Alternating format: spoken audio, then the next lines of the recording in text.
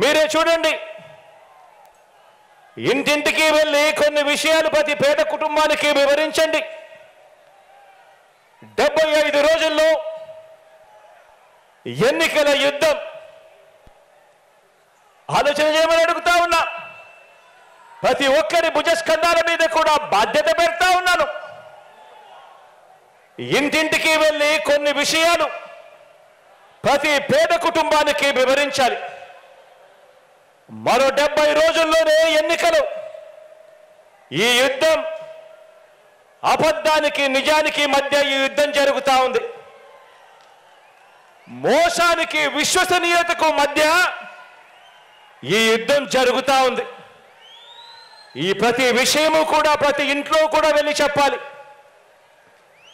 మీరే చూడండి, 650 వాగ్దానాలు చంద్రబాబు నాయుడు గారి 2014 మేనిఫెస్టోలో ఆయన ఇచ్చింది. అందులో 10% కూడా అమలు చేయని ఆ చంద్రబాబు ఒకవైపున ఉన్నాడు అని చెప్పి ఆ ప్రతి ఇంటికి వెళ్ళి చెప్పండి.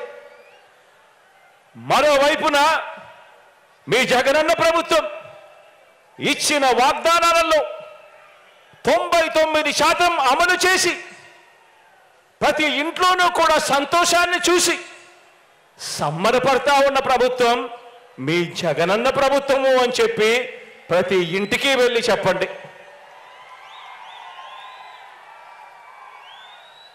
మరో విషయం కూడా మీరంతా కూడా గమనించమని కోరుతా ఉన్నా. మరో విషయం కూడా మీరందరూ కూడా గమనించమని కోరుతా ఉన్నాను. ప్రతి ఇంటికి వెళ్ళి కూడా చెప్పమని అడుగుతా ఉన్నాను. మన రాష్ట్రంలో ఏ గ్రామానికి వెళ్ళినా కూడా మీ ఇష్టం, కుప్పం నుంచి ఇచ్చాపురం దాకా మీ ఇష్టం, ఏ గ్రామమైనా తీసుకోండి. మన రాష్ట్రంలో ఏ గ్రామానికి వెళ్ళినా కూడా ఆ గ్రామానికి చంద్రబాబు గారు ఏం చేశారు అని అంటే చెప్పటానికి ఏమీ కనిపించదు. చెప్పటానికి ఏమీ లేదు. కాబట్టి మరి మీ జగన్ ఏం చేశాడు అనంటే, మీ బిడ్డ ఏం చేశాడు అనంటే, ఈ 56 నెలల్లో ఆ ప్రతి గ్రామంలో కూడా ఎన్నెన్నో మార్పులు కనిపిస్తాయి. ప్రతి గ్రామంలో వచ్చిన ఒక గ్రామ సచివాలయం కనిపిస్తుంది. ఆ గ్రామంలో అడుగు పెట్టిన వెంటనే అందులో 540కి పైగా పౌర సేవలు, అందులో దాదాపుగా 10 మంది మన పిల్లలే శాశ్వత ఉద్యోగాలు చేస్తూ చిక్కటి చిరునవ్వుతో కనిపిస్తారు. ఈ శాశ్వత వ్యవస్థను మన గ్రామాలకు తీసుకువచ్చింది ఈ 56 నెలల కాలంలోనే మీ బిడ్డ ప్రభుత్వంలోనే అని ప్రతి ఇంటికి వెళ్ళి చెప్పండి. ప్రతి ఇంటికి వెళ్ళి చెప్పండి. ఎక్కడా కూడా కరప్షన్ లేకుండా, ఎక్కడా కూడా లంచాలు లేకుండా, ఎక్కడా కూడా వివక్ష లేకుండా ఇంటింటికి 1వ తారీఖున ఉదయాన్నే పెన్షన్ అయినా కూడా, పౌర సేవలైనా కూడా, లేకపోతే ఏ పథకమైనా కూడా మన గడపకే వచ్చి చిరునవ్వుతో అందించే మనలో భాగమైన, చిరునవ్వుతో అందించే మనలో భాగమైన ఓ గ్రామ వాలంటీర్ల వ్యవస్థ తీసుకువచ్చింది కూడా ఈ 56 నెలల్లోనే, మీ బిడ్డ పాలనలోనే అని ప్రతి ఇంటికి వెళ్ళి చెప్పండి. అదే గ్రామంలోనే రైతన్నలను చెయ్యి పట్టుకుని నడిపించే ఒక ఆర్బీకే వ్యవస్థ ఆ గ్రామంలో కనిపించేది, అది వచ్చింది కూడా మీ బిడ్డ పాలనలోనే అని ప్రతి రైతన్న ఇంటికి వెళ్ళి చెప్పండి. అదే గ్రామంలో మరో 4 అడుగులు అటువైపున వేస్తే అదే గ్రామంలో ఒక విలేజ్ క్లినిక్, ఫ్యామిలీ డాక్టర్ ఇంటింటికి కూడా జల్లెడ పడుతూ ప్రతి పేదవాడికి తోడుగా ఉండేందుకు ఆరోగ్య సురక్ష కార్యక్రమం, ఇటువంటివన్నీ కూడా గ్రామానికి వచ్చింది మీ బిడ్డ ప్రభుత్వంలోనే అని ప్రతి ఇంటికి వెళ్ళి ప్రతి పేదవాడికి చెప్పండి.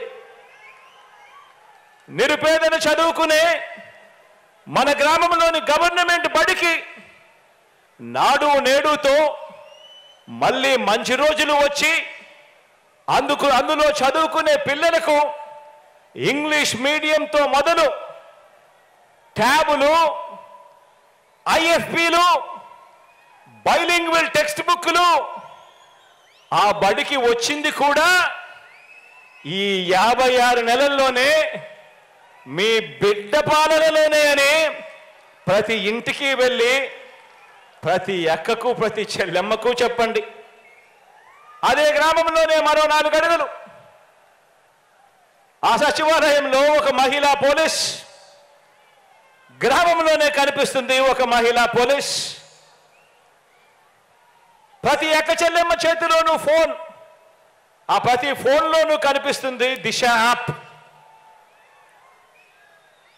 ఆ గ్రామంలో మహిళా పోలీసును కానీ ఆ అక్క చెల్లెమ్మల ఫోన్లలో దిశ యాప్ను కానీ ఏ అక్క చెల్లెమ్మకు అపాయం సంభవించినా కూడా కేవలం ఒక బటన్ నొక్కిన వెంటనే లేదా ఫోన్ ఇలా 5 సార్లు ఊపిన వెంటనే 10 నిమిషాల్లోనే ఆ అక్క చెల్లెమ్మ దగ్గరికి పోలీస్ సోదరుడు వచ్చి చెల్లెమ్మ ఏమైంది అని చెప్పి పిలిచే వ్యవస్థ వచ్చింది కూడా ఈ 56 నెలల్లో మీ బిడ్డ పాలనలోనే అని చెప్పి ప్రతి ఇంటికి వెళ్ళి చెప్పండి.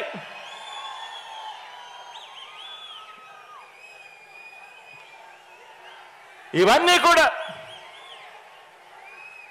మన గ్రామానికి వచ్చిన బ్రాడ్బ్యాండ్, గ్రామంలోనే బ్రాడ్బ్యాండ్ సేవలు కడుతా ఉన్న డిజిటల్ లైబ్రరీలు ఇవి కూడా కనిపిస్తా ఉన్నాయి. కడుతా ఉండగా ఆ బ్రాడ్బ్యాండ్ ఎక్కడైతే వచ్చిందో అక్కడే పాయింట్ ఆఫ్ ప్రెజెన్స్ లో డిజిటల్ లైబ్రరీలు కూడా కట్టే ఒక గొప్ప కార్యక్రమానికి కూడా శ్రీకారం చుట్టడం జరిగింది. ఇవన్నీ కూడా ప్రతి గ్రామంలోనూ మనందరి ప్రభుత్వంలో ఈ 56 నెలల్లోనే చేసిన గొప్ప మార్పులుగా ప్రతి ఒక్కరికి కూడా కనిపిస్తాయి. కుప్పం నుంచి ఇచ్చాపురం వరకు ఏ గ్రామాన్నైనా తీసుకున్నా కూడా కనిపిస్తాయి. ఇలాంటి ఆలోచనలు, ఇలాంటి మార్పులు తీసుకొని రాగలగాలి. కరప్షన్ లేకుండా, వివక్ష లేకుండా ప్రతి పేదవాడికి చెయ్యి పట్టుకొని నడిపించగలగాలి అనే ఆలోచనలు, ప్రతి రైతన్నకు అండగా నిలబడాలి, ప్రతి అక్క చెల్లెమ్మకు తోడుగా నిలబడాలి, ప్రతి అవ్వ తాతకు అండగా నిలబడాలి అన్న ఆలోచనలు, ఇలాంటి ఆలోచనలు 3 సార్లు ముఖ్యమంత్రిగా 14 ఏళ్లు పాలించిన చంద్రబాబు నాయుడు గారికి ఏనాడు కూడా కనీసం మనసుకు కూడా రాలేదు. ఆ పెద్ద మనిషికి ఈ మాదిరిగా చెయ్యొచ్చు, ఈ మాదిరిగా పాలన ఇవ్వచ్చు అని 3 సార్లు ముఖ్యమంత్రి అయినా కూడా 14 ఏళ్ళు ముఖ్యమంత్రిగా ఆయన పరిపాలన చేసిన 75 ఏళ్ళ వయసు వచ్చిన కనీసం ఇంత గొప్పగా చేయొచ్చు అన్న ఆలోచన కూడా ఆ పెద్ద మనిషికి రాలేదు. ఎందుకో తెలుసా?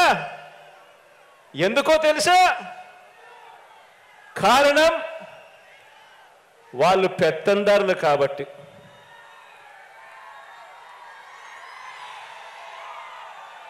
ఎందుకంటే పల్లె అంటే బాబు దృష్టిలో ఏమిటో తెలుసా?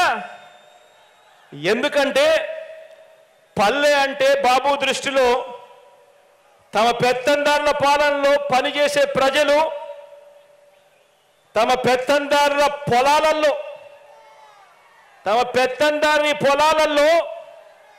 పనిచేసే ప్రజలు తమ ఇళ్లలో పనిచేసే పని మనుషులు వీరంతా కూడా ఆయన దృష్టిలో కేవలం పొట్ట పోసుకోవటం కోసం ఉండే జనావాసం ఆ పల్లె అని ఆయన నమ్మకం. ఆయన ముఖ్యమంత్రిగా ఉంటే ఏ గ్రామము బాగుపడదు, ఏ పల్లె బాగుపడదు. కారణం ప్రజలు, పేదవాడు బాగుపడాలి, గొప్పగా చదవాలి, గొప్పగా వాళ్ళ భవిష్యత్తు మారాలి అన్న తపన, తాపత్రయం ఈ పెత్తందారులకు లేదు. కాబట్టి ఇక రైతు సంక్షేమాన్ని చూస్తే మనమెక్కడా, చంద్రబాబు ఎక్కడా అని చెప్పి ఆలోచన చేయమని అడుగుతా ఉన్నా. రుణమాఫీ చేస్తానని నిలువున ముంచినది చంద్రబాబు అయితే 87,612 కోట్ల రూపాయలు రైతులు బ్యాంకులు కట్టద్దు అని పిలుపునిచ్చాడు. బ్యాంకుల్లో పెట్టిన బంగారం ఇంటికి రావాలి అని అంటే బాబు రావాలి అని అడ్వర్టైజ్మెంట్ ఇచ్చాడు. మొట్టమొదటి సంతకంతోనే రుణమాఫీ చేస్తాను అని వాగ్దానం చేశాడు. ఎన్నికల ప్రణాళికలో మేనిఫెస్టోలో పెట్టాడు. రుణమాఫీ చేస్తానని నిలువున ముంచినది చంద్రబాబు అయితే ఈరోజు రైతు భరోసా అంటే గుర్తుకొచ్చేది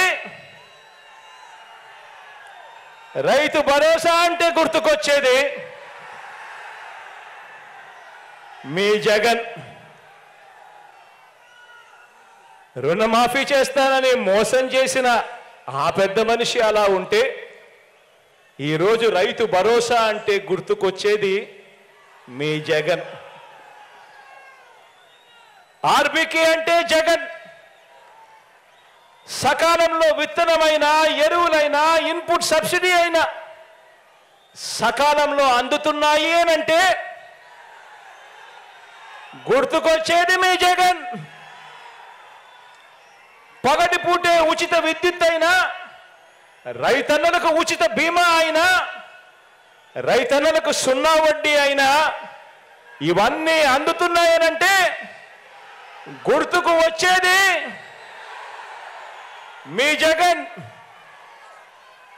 ఆక్వా రైతులకు కరెంటు సబ్సిడీ అయినా కూడా అందుతా ఉంది అని అంటే గుర్తుకొచ్చేది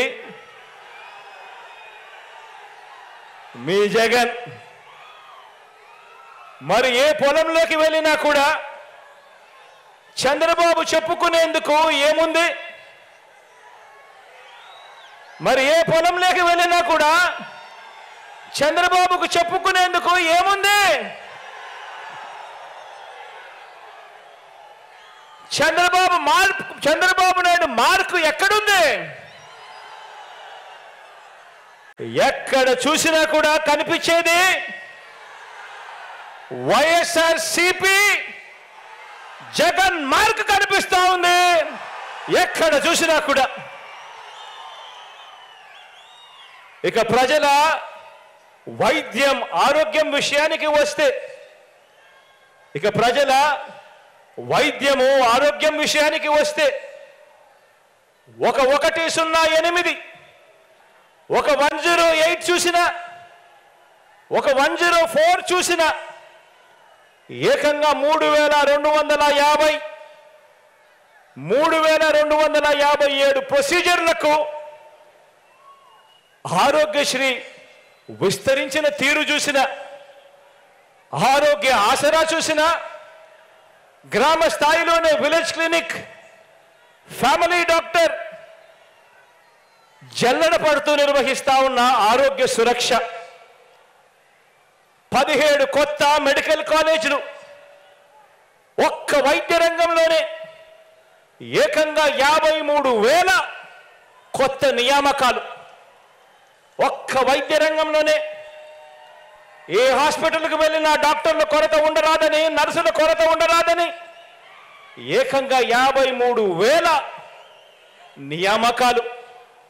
నాడు నేడుతో బాగుపడతా ఉన్న హాస్పిటళ్ళు. ఇలా ఏది తీసుకున్నా కూడా కనిపించేది,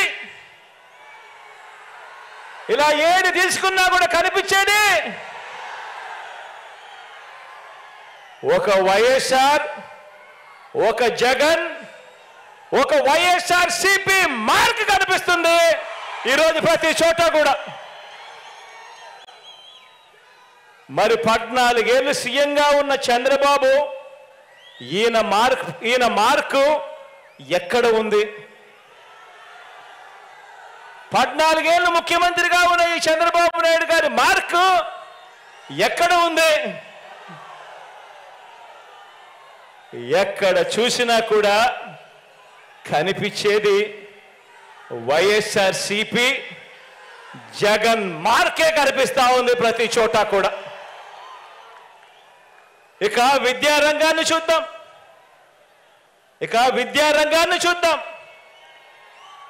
ఏ గవర్నమెంట్ బడిని తీసుకున్నా, మొత్తంగా విద్యారంగాన్ని తీసుకున్నా, ఓ నాడు నేడు, ఓ ఇంగ్లీష్ మీడియం, సిబిఎస్ఈ నుంచి ఐబీ వరకు ప్రయాణం, చదువుతున్న పిల్లల చేతుల్లో బైలింగ్వల్ టెక్స్ట్ బుక్స్, అంటే ఒక పేజీ తెలుగు, ఒక పేజీ ఇంగ్లీష్ టెక్స్ట్ బుక్లు, బైజూస్ కంటెంట్, శ్రీమంతుల పిల్లలకు మాత్రమే అందుబాటులో ఉండే బైజూస్ కంటెంట్ ఈరోజు మన గవర్నమెంట్ బడి పిల్లల చేతుల్లో. గవర్నమెంట్ బడి పిల్లల చేతుల్లో ట్యాబులు, గవర్నమెంట్ పేద పిల్లలు వెళ్ళే గవర్నమెంట్ బడులలో ఏకంగా క్లాస్ రూమ్లలో ఐఎఫ్పీలు, బడులలో గోరుముద్ద, పిల్లలకు బడి తెరిచేసరికే విద్యా కానుక. పెద్ద చదువులు చదువుతా ఉన్న పిల్లలకు ఆ తల్లిదండ్రులు అప్పులు పాలయ్యే పరిస్థితి రాకూడదు అని ఆ పిల్లలకు పూర్తి ఫీజు రీఎంబర్స్మెంట్ ఇస్తూ ఓ జగనన్న విద్యా దీవెన, ఓ జగనన్న వసతి దీవెన, 4 ఏళ్ల ఇంటిగ్రేటెడ్ డిగ్రీ, విదేశాల్లోని టాప్ యూనివర్సిటీలతో ఆన్లైన్ వర్టికల్స్ ద్వారా డిగ్రీల అనుసంధానం, జాబ్ ఓరియంటెడ్గా కరికులంలో మార్పులు, ఇంటర్న్షిప్ కంపల్సరీతో డిగ్రీలో చేర్చడం. ఇలా ఏది తీసుకున్నా కూడా విద్యారంగంలో నీ ఇష్టం, ఏది తీసుకున్నా కూడా ఎక్కడ కనిపిస్తా ఉంది చంద్రబాబు నాయుడు గారి మార్కు అని అడుగుతా ఉన్నా.